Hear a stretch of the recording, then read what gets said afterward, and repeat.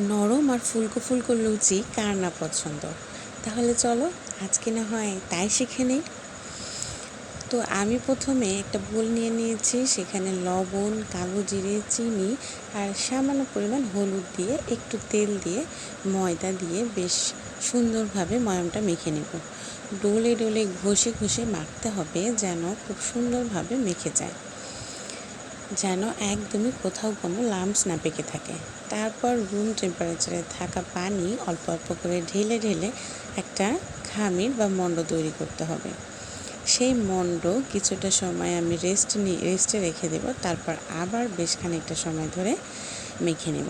তো এখানে একটা ছোট টিপস আমি শেয়ার করি তোমাদের সাথে, সেটা হচ্ছে ময়দাটা এমনভাবে ময়াম দিতে হবে যেন টানলে এলাস্টিকের মতো ছিঁড়ে না আসে, যেন একবারেই খুলে আসে, একটা বাইট বা একটা ভাবে খোঁচা দিলেই খুলে আসে।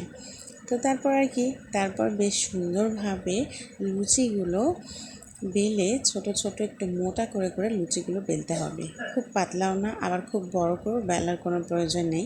তারপর চলে আসলাম কিছুটা তেল গরম করে আমার কিউট একটা কড়াইয়ে। এই কড়াইটায় আমি সবসময় চিতই পিঠা ভেজে থাকি।